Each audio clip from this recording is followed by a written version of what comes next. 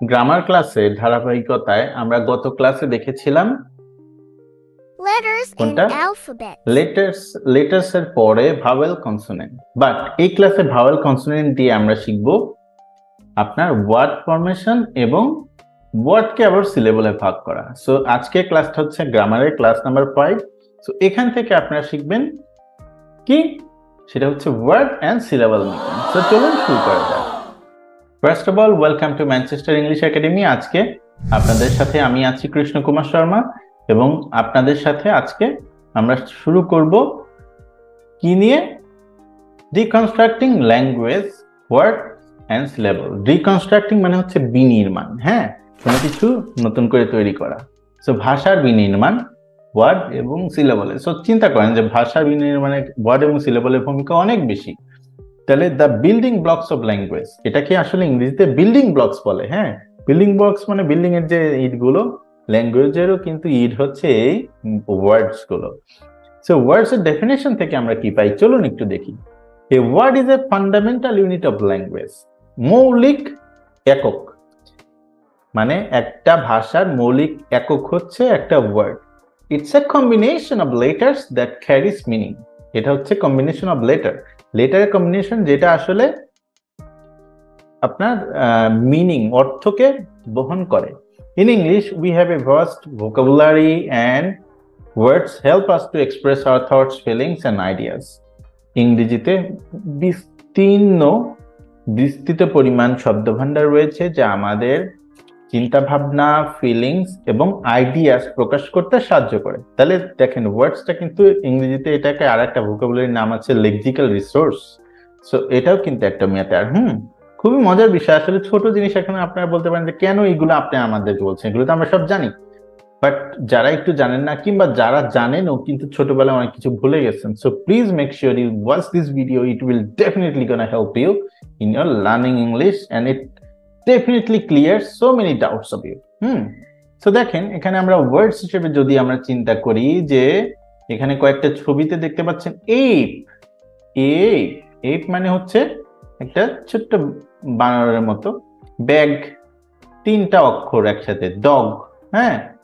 Mat, তিনটা letters একখানে মিলে আমাদের একটা ওয়ার্ড হয়েছে, একটা শব্দ হয়েছে, তাই না? শব্দ। শব্দ ছাড়া আপনার সেন্টেন্স মেক হয় না। আমি যত কথা বলছি সব কিন্তু শব্দ। সো মেক শিওর আপনার ওয়ার্ডস গুলো এমন হতে হবে যেটা এর মিনিং প্রকাশ পায়। এখন আপনি যদি বলতে পারেন যে কৃষ্ণদা, সব তাহলে লেটার একখানে করে দিলেই হয় নাকি? তাহলে এখানে আমি যদি ক্যাটকে, এই যে সিএটি ক্যাট, এটা যদি আমি বলি টিএসি ট্যাক, হয়তো এখানে কোনো একটা ট্যাক কোনো একটা কিছু মিনিং হবে, কিন্তু it's not a complete meaning. আর ব্যাগ, BAG, ব্যাগ। এখন আমি যদি এটা GA গ্যাপ, এটা আসলে মিনিং হয় না। সো মেক শিওর আপনার ওয়ার্ডিং এর জন্য যে লেটার্স গুলো, এটা সঠিকভাবে বসাতে হবে। সঠিকভাবে না বসালে অর্থপূর্ণ মানে মিনিংফুল আপনার ওয়ার্ড হবে না। ঠিক আছে, ওকে। সো এখন চলে যাই সিলেবলে। এখন সিলেবলটা কি? ওয়ার্ড যেহেতু শিখলেন, ওয়ার্ড থেকে এখন সিলেবলে আসতে হবে। Syllables are the smaller units that makes up word. হ্যাঁ, মানে একটা ওয়ার্ডকে যখন ভাঙবেন তখন ছোট ছোট ইউনিট গুলো আসলে syllable. They are like the building blocks of word. মানে বিল্ডিং ব্লক, ওয়ার্ডের বিল্ডিং ব্লক হচ্ছে আপনার syllable. Formed by organizing sound, মানে আসলে সাউন্ড গুলোকে যদি অর্গানাইজ না করেন তাহলে সেটা সঠিকভাবে হবে না। In hello there are two syllable, he, hel, lo, hello.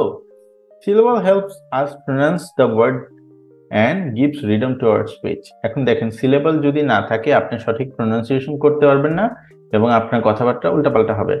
যেমন দেখেন, হে, লো, দুইটা সিলেবল, এটা একটা সিলেবল, এটা একটা সিলেবল। যেমন কি আপনার ফিউ, চার, তাহলে ফিউ একটা, চার একটা, ডাই সিলেবল, তাই না? তারপরে সিলে, দেখেন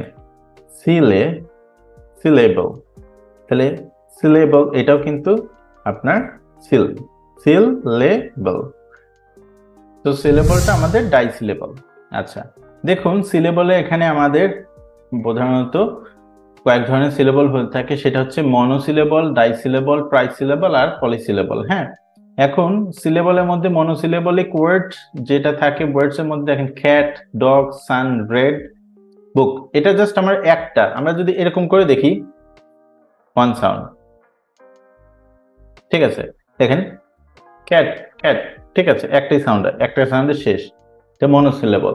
তো ডাইসিলেবল, ডাইসিলেবল দুইটা সাউন্ড তৈরি হবে, হ্যাঁ টি, হ্যাঁ টি, হ্যাঁ টি, ওয়াটার, সিস্টার, ল্যাপটপ, ডিনার, ঠিক আছে।